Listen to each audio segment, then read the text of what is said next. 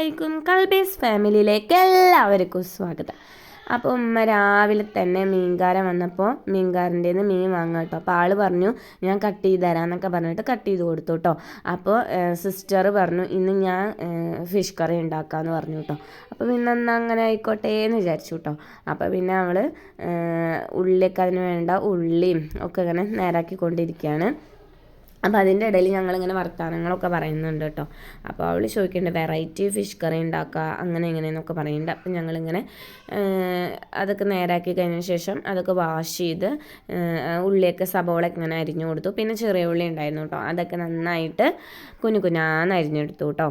അത് പിന്നെ അവളുടേതായ ഒരു സ്റ്റൈലിലാണ് കേട്ടോ ഈ ഫിഷ് കറി ഉണ്ടാക്കുന്നത്.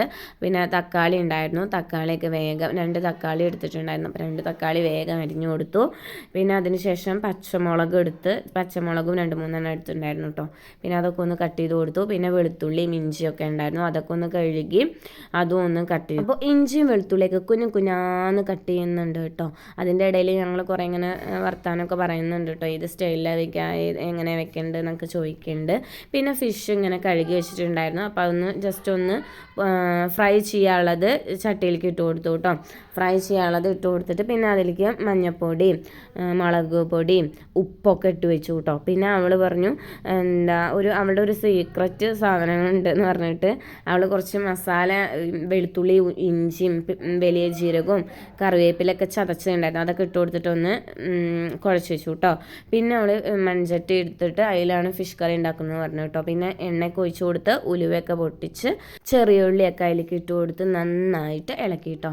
പിന്നെ ഒരു ബ്രൗൺ കളർ ആവാനായപ്പോൾ അതിലേക്ക് പച്ചമുളകും സബോളയും ഒക്കെ ഇട്ടിട്ട് നന്നായിട്ട് ഇങ്ങനെ ഇളക്കി കൊടുത്തു. അപ്പോൾ അതൊന്നായി കിട്ടിയപ്പോൾ പിന്നെ ഇഞ്ചിയും വെളുത്തുള്ളിയും നമ്മൾ അരിഞ്ഞു വെച്ചിട്ടുണ്ടായിരുന്നു, അതൊന്ന് അതിലേക്ക് ഇട്ട് കൊടുത്ത് നന്നായിട്ട് ഇളക്കി. പിന്നെ നമ്മുടെ കറിവേപ്പില അതിലേക്ക് കുറച്ച് ഇട്ട് കൊടുത്ത് നന്നായിട്ട് ഇളക്കി കൊടുത്തു കേട്ടോ. അപ്പോൾ ഇത് എന്താവും എന്നൊക്കെ ഇങ്ങനെ പറയുന്നുണ്ട് കേട്ടോ. റെഡി ആവുമോ എന്നുള്ളത് അറിയില്ല അങ്ങനെയൊക്കെ പറയുന്നുണ്ട് കേട്ടോ അവൾ. അപ്പോൾ പിന്നെ അതൊക്കെ നന്നായിട്ട് ഇളക്കി കൊടുത്തതിന് ശേഷം പിന്നെ നമ്മുടെ തക്കാളി അതിലേക്ക് ഇട്ട് കൊടുത്ത് നന്നായിട്ട് ഇളക്കി കൊടുത്തു. അതൊന്ന് നന്നായി കുഴമ്പ് രൂപത്തിലായപ്പോൾ നമ്മൾ മുളക് പൊടി മഞ്ഞൾപ്പൊടി മല്ലിപ്പൊടിയും ഉപ്പും കൂടിയിട്ട് അതിലേക്ക് ഇട്ട് കൊടുത്തിട്ട് നന്നായിട്ട് ഇളക്കി കൊടുത്തു കേട്ടോ. അപ്പോൾ ഒരു മുളകിൻ്റെ മണം അങ്ങോട്ട് മാറി കിട്ടണ ടൈമിൽ നമ്മൾ കുടംപുളി ഇട്ടിട്ടാട്ടോ ഒന്ന് വെക്കണത്. അപ്പോൾ കുടംപുളി വെള്ളത്തിട്ട് വെച്ചിട്ടുണ്ടായിരുന്നു, അപ്പോൾ അത് ഇതിലേക്ക് ഒഴിച്ചു കൊടുത്തു കേട്ടോ. എന്നിട്ട് കുറച്ച് വെള്ളവും കൂടി ഒഴിച്ചു കൊടുത്തിട്ട് നമ്മുടെ നേരാക്കി വെച്ച ഫിഷ് അതിലേക്ക് ഇട്ട് കൊടുത്തു കേട്ടോ.